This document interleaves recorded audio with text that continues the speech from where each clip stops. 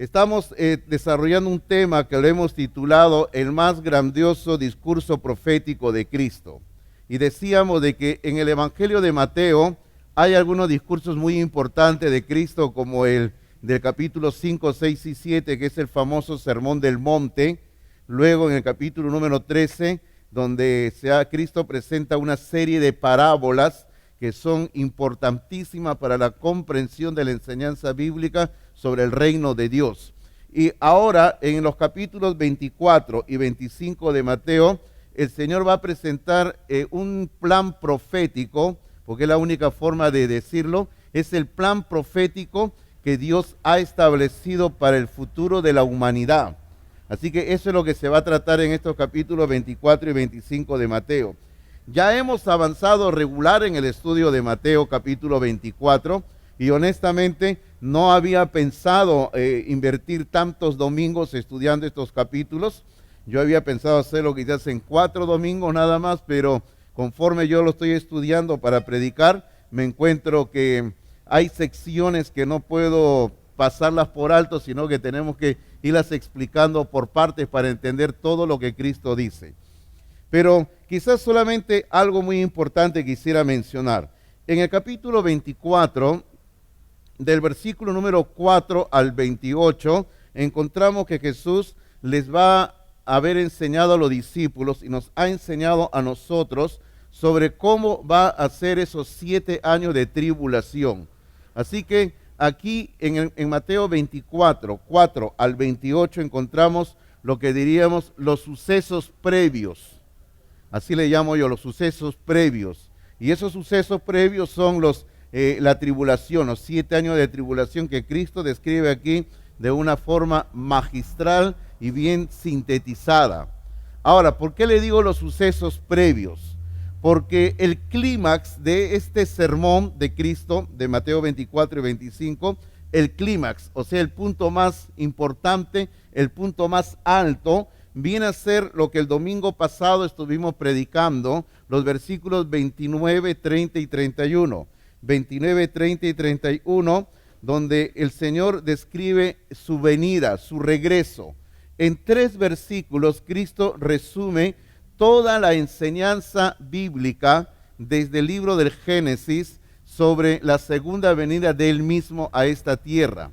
Así que los versículos 29, 30 y 31 es el clímax, es el punto más alto de la enseñanza de Jesucristo.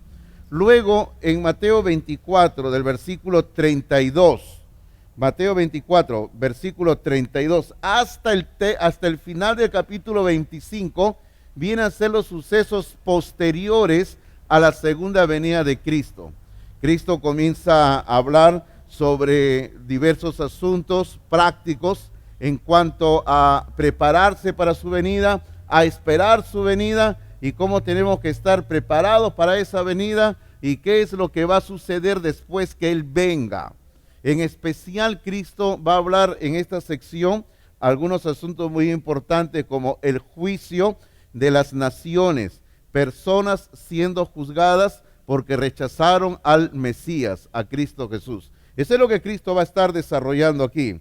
Entonces, solamente para recordar un poquito lo que estamos diciendo, los versículos 29, 30 y 31 que hemos ya tratado en el sermón anterior es el clímax sobre la segunda venida de Cristo. Es la parte, por decirlo así, más importante de este discurso que estamos estudiando aquí. Y vamos a entrar ahora a partir del capítulo 24, versículo 32 en adelante, entramos a cuestiones prácticas sobre la doctrina de la segunda venida de Cristo. Eso es lo que vamos a ver. Esta mañana solamente pretendemos estudiar los versículos 32 hasta el 36, nada más. Tuve la intención de terminar el capítulo 24, pero como le decía hace un rato, hay tantos asuntos para hablar acá, tantos asuntos por explicar, que hermanos, si hubiera esta mañana terminado el capítulo 24, hubiera tenido que ir por pasos agigantados y hubiera tenido que dejar a un lado muchas cosas, muchos detalles muy importantes. Y es necesario que todos nosotros conozcamos lo que la Biblia enseña en este caso sobre la doctrina de la segunda venida de Cristo. Ahora, ¿cuál es el propósito? Uno de los propósitos para conocer lo que la Biblia enseña es lo que Cristo ha repetido varias veces en este sermón y va a repetir todavía en este capítulo 24, que nadie nos engañe, dice. Nadie os engañe. Hermano, porque cuando hay desconocimiento, somos presas fáciles de que alguien nos puede engañar. O cuando hay desconocimiento, como hemos estado hablando anteriormente, algo sucede y como hay desconocimiento ante el algo que ocurre, entonces uno entra en dudas y las dudas generan temor y el temor genera miedo y eso, hermano, nos aleja del plan de Dios, de la voluntad de Dios. Entonces tenemos que conocer qué dice la Biblia para que nada ni nadie nos pueda engañar. Ese es el propósito. Ok, ahora, los versículos 32, por favor, 32 y 33, dice así, leo yo, 32 y 33 dice así. De la higuera aprended la parábola. Cuando ya su rama está tierna y brotan las hojas, sabéis que el verano está cerca. Así también vosotros, cuando veáis todas estas cosas, conoced que está cerca a las puertas. Ahora, aquí Jesús ofrece otra parábola en cuanto a una higuera. Y decimos ofrece otra parábola porque Cristo era un maestro muy experto en el uso de las parábolas. Si usted estudia lo que nosotros llamamos en el análisis bíblico el género parábola, usted va a encontrar que entre todos los maestros, Jesucristo siempre se ha destacado por el uso de las parábolas. Y hay muchas parábolas en el Nuevo Testamento que Cristo narró. A veces parábolas muy extensas y parábolas muy breves que se le conoce como dichos parabólicos. Y aquí tenemos una parábola en miniatura. Cristo comienza a hablar sobre esta parábola de la higuera. Él dice, cuando la higuera ya su rama está tierna, dice, comienzan a brotar las hojas. Cuando ya comienzan a salir las hojas, ustedes saben, le dice a sus compatriotas, ahí a sus paisanos, gente que vive con él en la misma tierra, le dice, ustedes saben que ya el verano está cerca. Y eso es cierto, ¿verdad? Siempre hay un árbol, depende de la región, cuando comienzan a brotar las hojas, uno sabe que ya se está acercando cierta estación del año. Aquí tenemos en nuestro jardín, nosotros tenemos una higuera también. Ahí la tenemos la higuera. Creo que todavía, ya está saliendo frutos, veo ya. Y ahí usted puede sacar su fruto cuando quiera. Lógicamente tiene un costo cada fruto, ¿no? Porque es un fruto bendito que está aquí en el templo, hermanos, ¿ah? Así que cuando quieran ya conversamos, ¿verdad? Entonces le decía de que siempre en la higuera, el árbol que hay en una región muestra la llegada de cierta estación del año. Y Cristo en ese sentido le dice a sus discípulos en el 33, dice, así también ustedes, cuando veáis todas estas cosas, ¿cuáles cosas?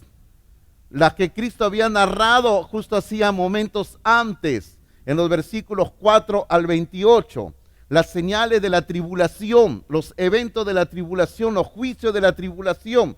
Y Cristo dice en el 33, cuando ustedes vean estas cosas, ustedes tienen que conocer que está cerca a las puertas. Ahora, Cristo está diciendo, yo vengo, yo ya voy a regresar, pero la señal es que cuando la higuera comienza a florecer y comienza ya a dar sus frutos, ustedes saben que ya está a la puerta, cerca a las puertas. Ahora, acá hay un asunto muy importante que tenemos que explicar un poquito para entender las cosas. Primero explicamos qué dice la Biblia sobre la higuera y luego corregimos una cuestión que se ha mal entendido y que ha llevado a conclusiones totalmente equivocadas. Primero, ¿a qué se refiere Cristo cuando habla de la higuera? Bueno, cuando Cristo habla de la higuera, hermanos, está utilizando una figura que habían utilizado ya profetas en el Antiguo Testamento para referirse al juicio de Dios, castigo de Dios. Si usted es rápido, hábil con la Biblia, si usted busca en Isaías capítulo 34, usted va a ver que todo este capítulo 34 de Isaías habla del juicio de Jehová sobre las naciones. Pero y no vamos a leer todo el capítulo 34 porque es bien largo. Pero observe usted que en el versículo número 4, en el versículo 4 dice, y todo el ejército de los cielos se disolverá y se enrollarán los cielos como un libro y caerá todo su ejército como se cae la hoja de la parra. Y ahí está, al final dice, y como cae la de la higuera. Y si usted lee todo el contexto del capítulo 34 de Isaías, está utilizando acá la higuera para decir, así como los higos comienzan a caerse, porque los higos comienzan a caerse, pues no, cuando están ya maduros, Cristo dice, así cae el juicio de Dios sobre el mundo. Así que la higuera aquí está hablando del juicio de Dios. Ahora, si usted observa ahí en sus apuntes en la Biblia que tiene, espero que sea igual a la que yo tengo, el Reina Valera del 60, observe ahí en Isaías 34:4, en su apunte al pie de página, supongo, que le lleva a un versículo que está en Apocalipsis, capítulo 6, ¿verdad? Ahí le indica Apocalipsis, capítulo 6. Ok, si usted lo lee luego, si quiere léalo ahora, pero usted va a ver que en pleno juicio de la tribulación, en Apocalipsis, capítulo número 6, se hace referencia a lo mismo. La higuera, dice, comienzan a caer los frutos de la higuera. Hermanos míos, entonces aquí Cristo está hablando de juicios, castigo de Dios sobre la humanidad. Y vuelvo a repetir, Cristo está usando como referencia a uno de los árboles que abundaban en esa región de Palestina. Uno de los árboles era la higuera, otro era el sicómoro. ¿Usted recuerda el sicómoro? ¿Recuerda qué personaje estaba subido en el sicómoro cuando Cristo lo encontró? ¿Recuerdan ustedes? El bajito, ¿cómo se llamaba?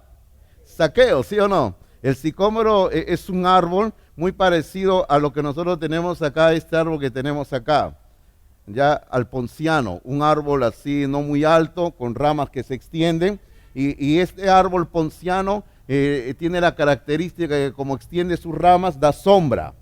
Es un árbol precioso.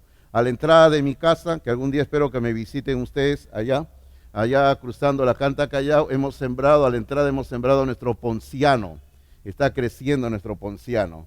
Y ahí me da gusto porque acá frente a la iglesia en la calle también hay un poncianito que ha prendido y nosotros lo cuidamos cuando podemos, vamos, lo limpiamos y le echamos agua porque es bonito el ponciano. Crece y da sombra, extiende sus ramas y da sombra. El sicómoro también tiene esa característica, da sombra. Es un árbol que abunda en Palestina. La higuera también abunda en Palestina, en todo lugar hay bastantes higueras. Entonces Cristo, con eso en mente, le dice a sus paisanos, le dice, cuando ustedes ven que ya la higuera comienza a florecer, ya se acerca la estación. En este caso ya se acercan los juicios de Dios. Y luego cuando comienzan a caer los higos, porque ya están maduros, es que ya llegó los juicios de Dios. Pero cuando Cristo dice, ya llegó, al final del versículo número 33 donde estamos, cuando Él dice, conocen ustedes que está a las puertas, que se refiere a Él mismo. O sea, ya estoy a las puertas. Así que hermanos, cuando comiencen a caer los juicios de Dios sobre este mundo, es que ya llegó el tiempo que Cristo tiene que venir a esta tierra. Pero recuerden, siempre estamos hablando de la tribulación, de la segunda venida de Cristo. Ahora, yo le dije a usted de que también hay un mal entendimiento sobre este asunto de la higuera. Y hay que corregir esto porque es una idea que abunda, es una idea que muchos tienen y hermano, y ha llevado a malos entendidos. Algunos estudiosos de la Biblia dicen que la higuera se refiere a Israel. Bueno, es cierto que en la Biblia a Israel se le compara también con la higuera. Es cierto eso, es cierto, sí es cierto.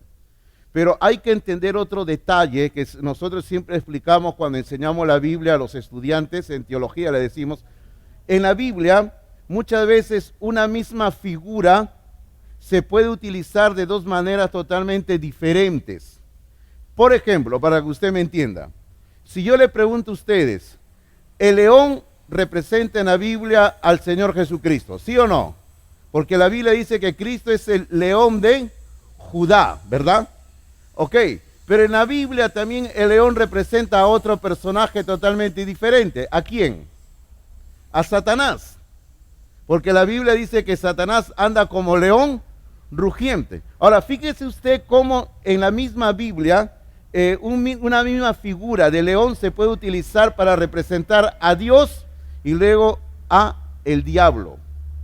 O sea, hay que entender esto, de que quiere decir eso, que cada vez que aparece león en la Biblia, no quiere decir que es Jesucristo, por si acaso, sino también se puede referir al diablo. Ahora, podríamos poner una serie de ejemplos también, así como se utiliza una misma figura con dos sentidos diferentes. Y aquí tenemos eso.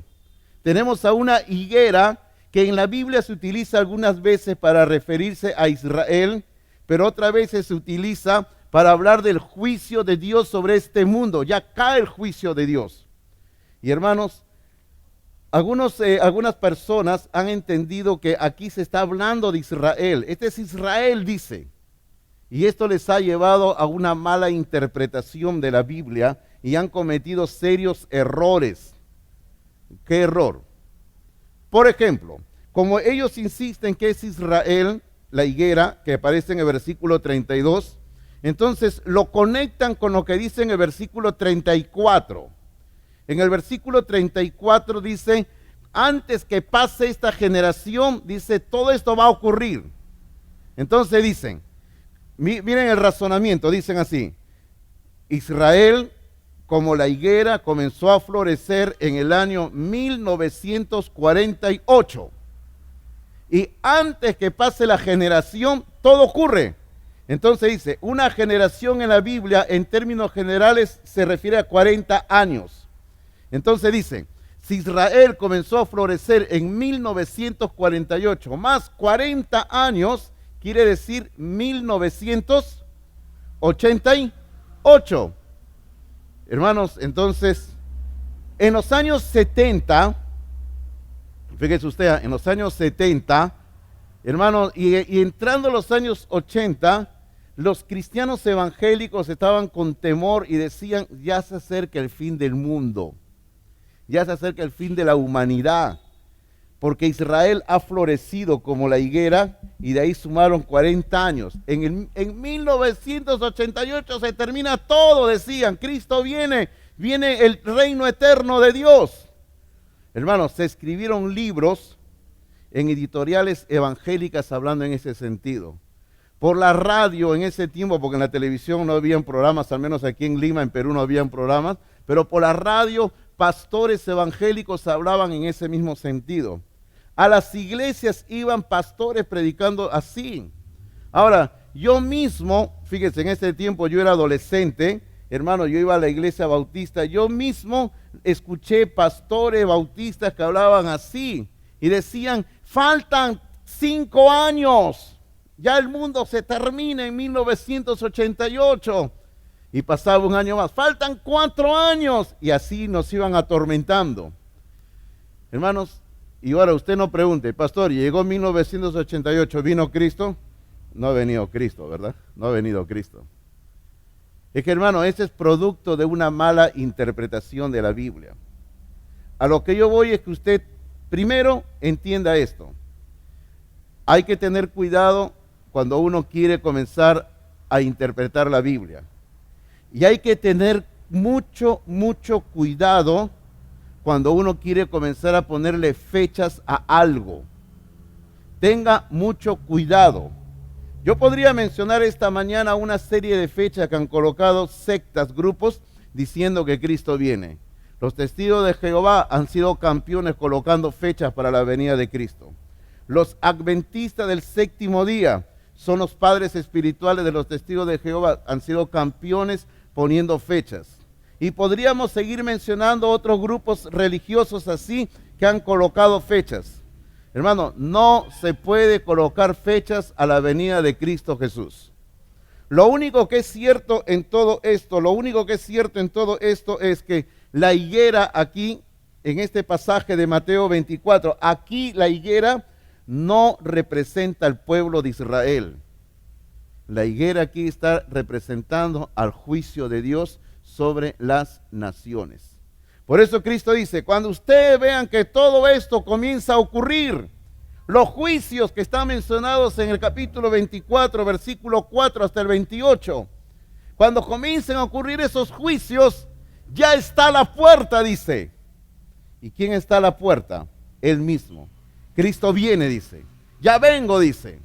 Ahora, el versículo número 34 nos habla de la generación. Versículo 34 dice: de cierto os digo que no pasará esta generación hasta que todo esto acontezca. ¿Qué generación? Hermano, es importante. ¿Qué generación?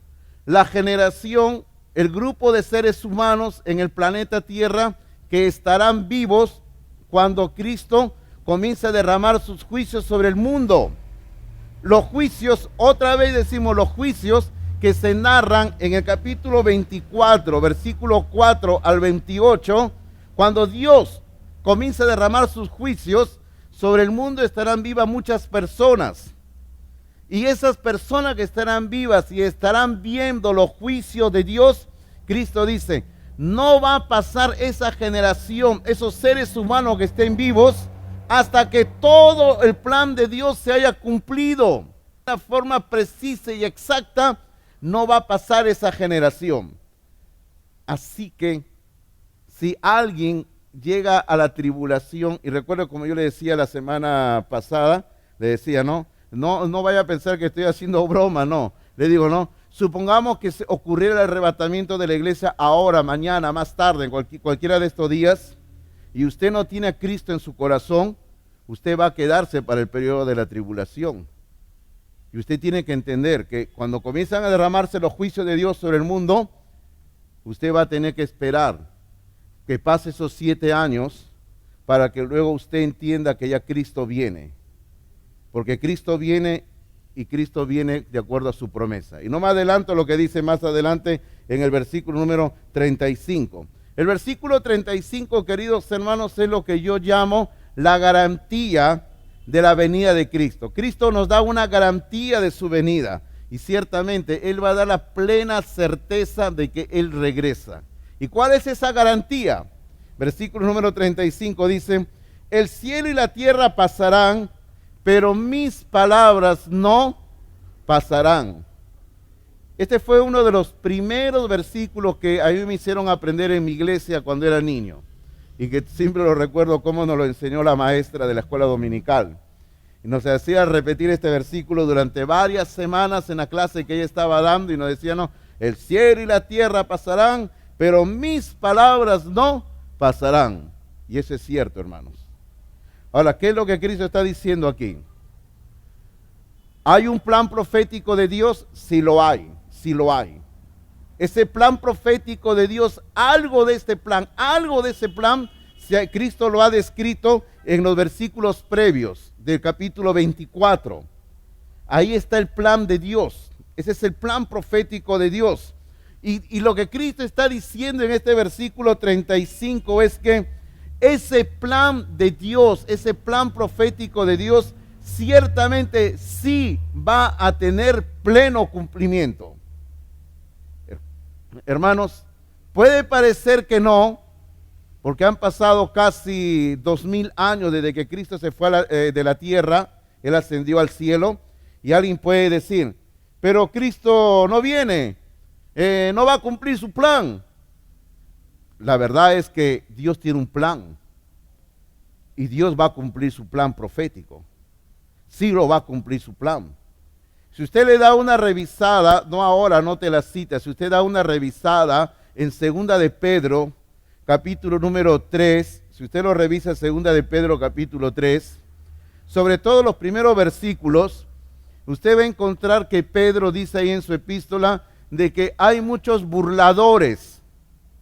Hay gente que se burla diciendo, todo sigue igual, pasan los años, pasan los siglos, todo sigue igual. O sea, Dios no ha hecho nada. Todo sigue igual, dice. Todo está igual como desde el comienzo de la creación. Y lo que Pedro va a decir luego, si usted lee toda la historia, es que Pedro va a decir, eso es falso. Todo no sigue igual. Dios sí ha hecho un plan y Dios va a llevar a cabo ese plan. todo cuanto existe pasará, todo va a pasar, todo va a dejar de existir. Es por eso que en este versículo Cristo dice, el cielo y la tierra pasarán, cielos y tierra dejarán de existir, dicen, porque Dios va a establecer su plan en este mundo. Ahora, tal como lo hemos mencionado, los juicios de Dios que se van a derramar durante la tribulación van a llevar a cabo de que todo el universo, como lo conocemos, va a pasar. Todo va a cambiar. Así que si alguien tiene planes de mudarse a la Luna o a Marte, no se preocupe. Hasta ahí va a llegar el juicio de Dios, por si acaso. ¿Ah? Correcto. Ahora, observe usted, ya que hace un momento le dije en segunda de Pedro, observe usted lo que dice segunda de Pedro capítulo 3. Ahí sí le pido que abra la Biblia. Mire lo que dice aquí en relación a cómo se va a cumplir el plan de Dios. Mire lo que dice aquí. Dios va a cumplir su plan de todas maneras, de una u otra forma. Segunda de Pedro capítulo 3, por favor. Segunda de Pedro capítulo número 3.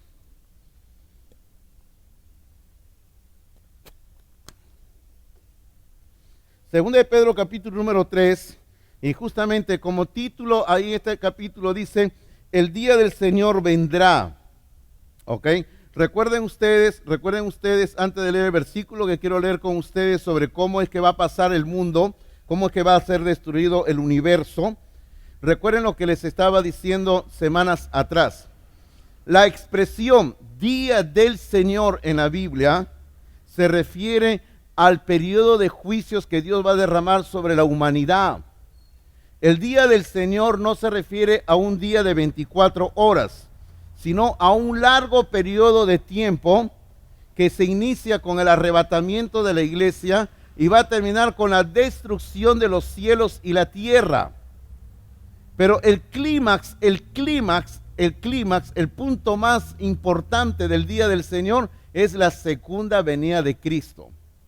Pero aquí cuando está hablando del día del Señor, Pedro se está refiriendo a lo que va a ocurrir en los tiempos finales de la historia del universo. Mire usted cómo va a ser destruido el universo. Capítulo 3 de segunda de Pedro, el versículo número 10 dice, pero el día del Señor vendrá como ladrón en la noche. Ojo, aquí no está hablando del arrebatamiento de la iglesia. Está hablando del juicio de Dios sobre este mundo, sobre este universo. Dice, en el cual los cielos pasarán con grande estruendo y los elementos ardiendo serán deshechos y la tierra y las obras que en ella hay serán quemadas. Y si usted sigue leyendo, usted va a ver más indicaciones sobre el juicio de Dios. Y ahí se está cumpliendo lo que Cristo ha dicho en el versículo número 35, Mateo 24, 35, donde Él dice, los cielos y la tierra pasarán, ya no van a existir, van a pasar. Ahora, yo le animo a los que les gusta estudiar y siempre buscar más información. Este versículo que acabamos de leer de segunda de Pedro 3:10, si usted lo comienza a analizar y a leer y a escarbar un poquito más, usted va a encontrar que allá hay palabras muy interesantes en el texto griego que tienen que ver con los términos que utilizan actualmente los científicos. Ahí en el texto, en 2 de Pedro 3:10, usted escarbe, busque buena información, un buen comentario, usted va a encontrar términos que utilizan los científicos, donde se habla de la destrucción de la materia, que es destruida al mínimo. Ok, cuestiones científicas, ¿verdad? Pero solo le doy esa información. Pero el punto es ese, cielos y tierra pasarán. Ya no va a haber cielos y tierra. Pero ¿qué dice la segunda parte del versículo 35? El cielo y la tierra pasarán, pero mis palabras no pasarán. Esa es la certeza de que Cristo va a cumplir con su promesa de que Él regresa. Dios siempre cumple su palabra. Dios siempre cumple lo que dice. Y aquí Dios va a cumplir su palabra. Por ejemplo, cuando destruyó la tierra con el diluvio, y después del diluvio, Dios le hizo una promesa a Noé, que está en la Biblia, y la promesa es para todos nosotros. ¿Cuál es esa promesa? Dios dijo, no volveré a destruir la tierra con agua. O sea, no la voy a destruir con agua. Ay, qué bueno, ¿verdad?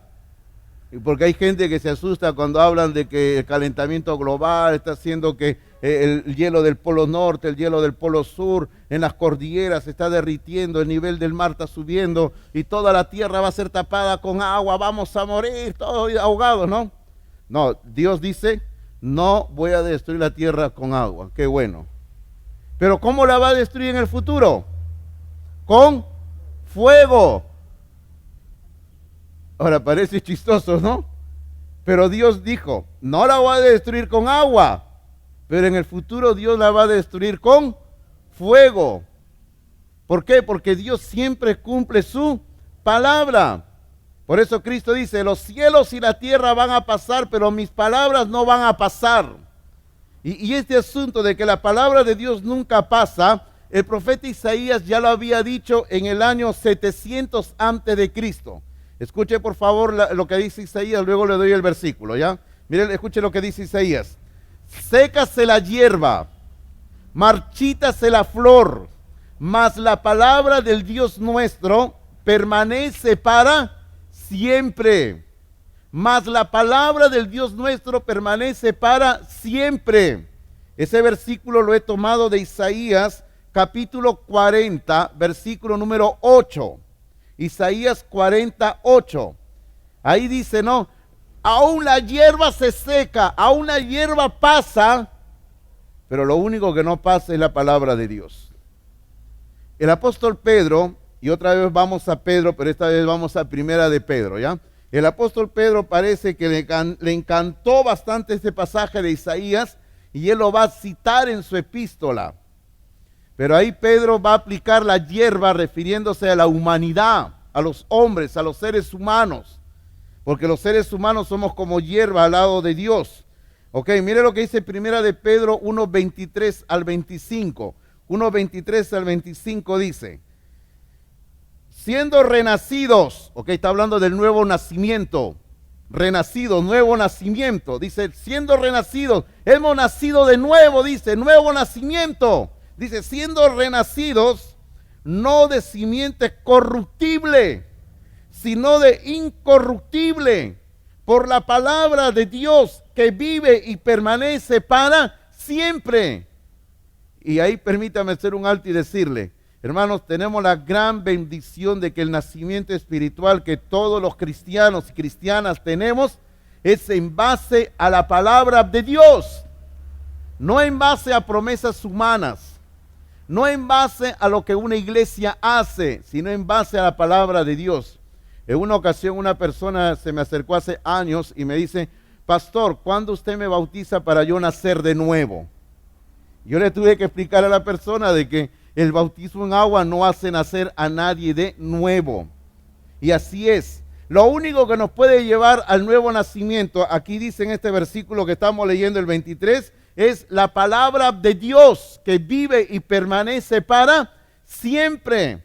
Ahora lea conmigo el versículo 24, dice, porque, y aquí va a citar Isaías 48, dice, porque toda carne, o sea, todo hombre, todo ser humano es como hierba, y toda la gloria del hombre como la flor de la hierba. La hierba se seca y la flor se cae. Pero ¿qué dice versículo 25? ¿Qué dice? Mas la palabra del Señor permanece para siempre. Usted observe lo que dice el versículo 24. El versículo 24 dice, el ser humano es como la hierba, como la flor, florea, crece, está en toda su fuerza por un tiempo. Pero luego dice, se seca y se cae. Y así es. Pero ¿qué dice el versículo 25? En contraste a esto que pasa, el hombre, la mujer que pasamos, dice, mas la palabra del Señor permanece para siempre. Tenemos la gran bendición de que la palabra de Dios es la única que permanece para siempre. El universo no va a permanecer para siempre. Cristo ya lo había dicho. Cuando Él dijo, los cielos y la tierra pasarán, pero mis palabras no pasarán. Ahora, al final del versículo 25 hay unas 2, 3 líneas donde Pedro nos va a decir algo muy importante. Dice, y esta es la palabra que por el Evangelio os ha sido anunciada. Hermano, lo que Pedro está diciendo es, la palabra que permanece para siempre es la palabra que nosotros les hemos predicado, dice. La palabra del Evangelio. Hermanos míos, lo único que tenemos nosotros como certeza en esta tierra de que Cristo va a cumplir su palabra, de que Él va a regresar un día, es de que Él es Dios. Y como Él es Dios, Él va a cumplir su palabra y va a regresar. Y Él dice en este versículo 35, dice, cielos y tierra pasan, pero mi palabra no pasará. Ahora, yo me puse a pensar en algo, dije, ¿no? Yo decía el otro día, pero ¿por qué Cristo en el versículo 35, que acabamos de estudiarlo, Él dice, los cielos y la tierra pasarán, pero mi palabra no pasará? ¿Por qué tiene que hablar de mi palabra? ¿Por qué, hermanos? Porque en el versículo 36, y con esto terminamos esta sección que hemos escogido para esta mañana, hasta el versículo 36 decíamos, en el versículo 36 hay algo que todos los estudiosos dicen siempre así. Los estudiosos dicen que de todas las declaraciones que Cristo hizo durante todo su ministerio, de todo lo que Él dijo, lo que Él dice en el versículo 36 es una de las más intrigantes. Es una de las que causan más intrigas, más preguntas. ¿Por qué? Porque en el versículo 36 dice, Mateo 24, 36 dice, pero del día y la hora nadie sabe, ni aun los ángeles de los cielos, sino solo mi Padre. Pero en el Evangelio de San Marcos, en el capítulo 13, en el versículo 32, en el mismo sermón que Cristo está dando, el evangelista Marcos consigna lo mismo, pero Marcos le añade una cláusula que ha despertado un sinfín de preguntas. En Marcos 13:32. A ver, vamos a leer Marcos 13:32 para que usted observe y usted, a ver, vea cuál es esa cláusula, ¿ya? ¿Ok? Dice Marcos 13:32, dice, pero de aquel día y de la hora nadie sabe, ni aun los ángeles que están en el cielo, ni el Hijo, sino el Padre. ¿Qué es lo que le añade Marcos? ¿Qué es lo que le añade Marcos? Exacto. Marcos le añade la cláusula, la frase, ni el Hijo. Entonces, esto levanta una serie de preguntas, ¿verdad? La pregunta sencillamente dice, ¿no? Bueno, si Cristo dice que él no sabe cuándo será su venida, entonces dice, se supone que Dios lo sabe todo, dice. Entonces, ¿cómo es que Dios no sabe cuándo será su venida? Entonces dice, llegan a una lógica y una conclusión, dice, entonces si Cristo no lo sabe todo y solo Dios sabe todo, dice, por lo tanto, Jesús no es Dios, dice. Porque dice, Jesús lo sabe todo. Bueno, los que son expertos en esos argumentos es un grupo que anda por ahí, ustedes saben a quién me refiero, a los testigos de Jehová. Ellos son expertos en andar colocando dudas en la mente y en el corazón de las personas en cuanto a la verdad de que Jesucristo es Dios. Ellos tocan la puerta de las casas, aunque ahora con esta pandemia ya no tocan ninguna puerta, ¿no? Por mí esta pandemia ha traído ese beneficio, ¿eh? Que ya no estén molestando, ¿no? Así que algo bueno, hermano, algo bueno, ¿ya? Ya, pero estas personas van a las casas con sus revistas y todo, y te hacen preguntas y te comienzan a decir que tú sabes lo que dice la Biblia sobre esto, sobre lo otro, y llega un momento cuando te comienzan a querer hacer creer que Jesucristo no es Dios.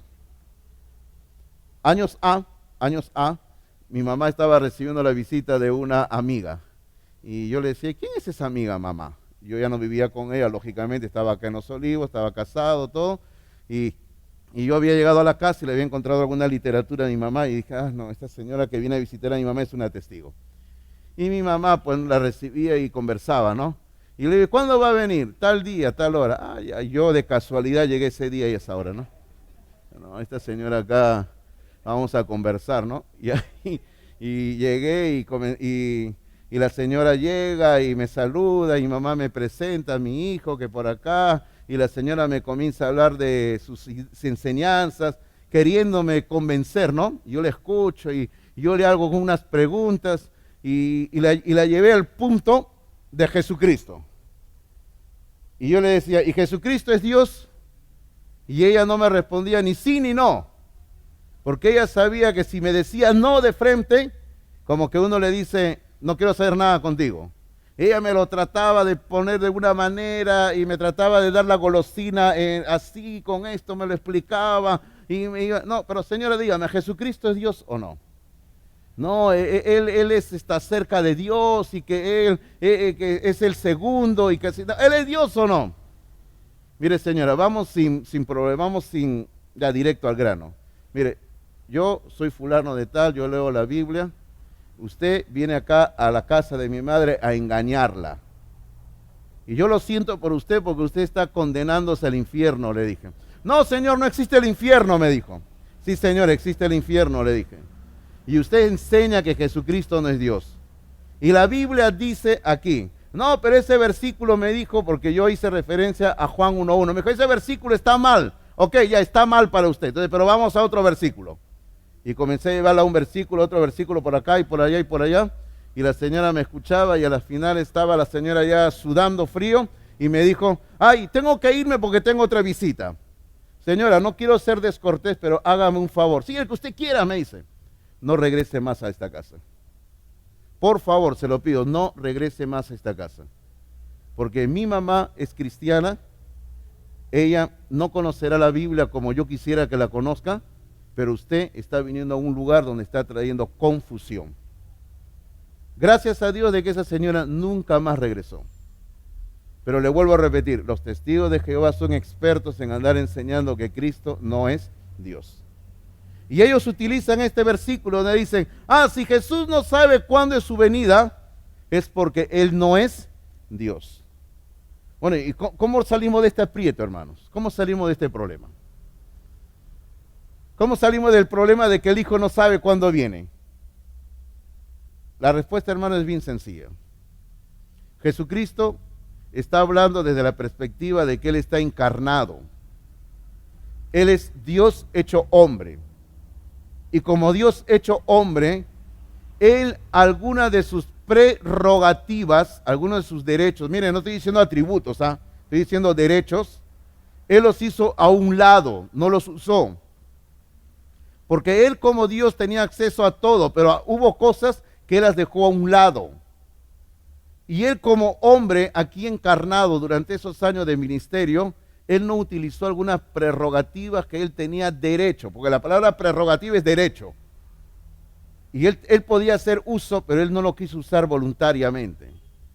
Yo le doy una cita para que usted le estudie con detalles en casa, porque no hay tiempo ahora. Si usted en casa se da un tiempecito y estudia Filipenses capítulo 2, versículos 6 al 8, Filipenses 2, 6 al 8, usted va a encontrar aquí la enseñanza más sintetizada en la Biblia sobre la encarnación, Dios haciéndose hombre. Y ahí se utiliza en el texto original, en el texto griego se utiliza la palabra kenosis. Kenosis quiere decir vaciar, quiere decir que Dios dejó su posición de Dios y tomó la forma de hombre. Dios no dejó de ser Dios cuando se hizo hombre. Jesucristo, siendo Dios, no dejó de ser Dios. Él seguía siendo Dios cuando se hizo hombre. Pero ahí en Filipenses 2, 6 al 8 hay una frase bien interesante que cuando usted la lea, examínela y márquela. Hay una frase ahí que dice, teniendo forma de Dios, dice, pasó a la forma de siervo. ¿Lo entiende usted? Ahí está, ¿verdad? Teniendo forma de Dios, pasó a la forma de siervo, de forma de Dios a forma de siervo. Y en ese proceso el Señor Jesucristo se encarna y Él voluntariamente dejó de utilizar alguna de sus prerrogativas como Dios. Y una de esas prerrogativas era el acceso a cierta información. Y parte de esa información era, solo el Padre sabe cuándo va a ser la venida de Él a esta tierra. Es por eso que hace un momento yo le decía, no podemos colocarle fechas a la venida de Cristo Jesús. Porque si ni aún Cristo, estando en esta tierra como hombre, sabía cuándo era su venida, ¿qué nosotros, hermanos? ¿Qué de nosotros? Peor, ¿verdad? Así que si alguien viene y le dice, oye, Cristo viene dentro de un año o a fin de año, mira, esta pandemia es una señal de que Cristo viene dentro de 6 meses, no le crea nada. No le crea nada. Porque nadie sabe cuándo se va a producir la venida de Cristo Jesús. Voy resumiendo todo lo dicho, porque ya entramos a la última recta de estas mañanas. Dice, cuando Dios comience a derramar sus juicios sobre este mundo, estos juicios de Dios van a afectar a toda la tierra, a todo el planeta Tierra. En una de las enseñanzas hicimos referencia a Apocalipsis, donde dice que de un solo golpe, cuando venga el juicio de Dios, va a morir la tercera parte de la humanidad. Y yo le decía, no, ¿cuántos miles de millones de seres humanos somos? 6, 7, 8, 9, la verdad es que no tengo idea. Pero pongamos que somos 6,000 millones, ni sé qué número decir de seres humanos. Imagínense ustedes, si somos 6,000, 2,000 millones de seres humanos van a morir de un solo golpe cuando venga el juicio de Dios. Ese es para empezar. Y eso es lo que Cristo hace referencia cuando dice la higuera. Cuando la higuera está ya reverdeciendo, ya está sucediendo las señales. Y cuando comienzan a caer los higos, ya el juicio de Dios viene. Quiere decir de que la venida de Cristo está cerca. Todas las personas que estén vivas, cuando los juicios de Dios se comienzan a derramar, van a ser testigos oculares de la venida de Cristo. Todas las personas que estén vivas, cuando los juicios de Dios se comienzan a derramar, serán testigos oculares de la segunda venida de Cristo. Los creyentes, en base a la Biblia, en base a la palabra de Dios, tenemos una certeza. Esa certeza es, Dios va a cumplir su palabra, Dios va a llevar a cabo lo que Él ha dicho. Por eso es que Cristo dijo, los cielos y la tierra pasarán, pero mis palabras no pasarán. Y termino diciendo, nadie, y entre paréntesis le digo, ni el Papa Juan Pablo, bueno, yo no es Juan Pablo ya, ¿no? ¿Cómo se llama el Papa? Francisco, ¿no? Nuestros de Sudamérica todavía, ¿no? Ni el Papa Francisco, nadie sabe cuándo se produce la segunda venida de Cristo. Nadie sabe. ¿Hay una certeza de que Cristo viene? Sí, Señor, Cristo viene. ¿Pero cuándo? Nadie lo sabe. ¿Sabe por qué le digo esto? Porque hace unos meses alguien se comunicó conmigo, conversó conmigo extensamente y me dice, pastor, y ante todo esto, ¿me puede decir usted cuándo? O sea, quería que le dé una fecha, ¿cuándo Cristo viene? Yo no puedo, yo no lo sé, no sabemos. Pero Cristo viene, ¿verdad, hermanos? Cristo viene y tenemos que preparar nuestras vidas.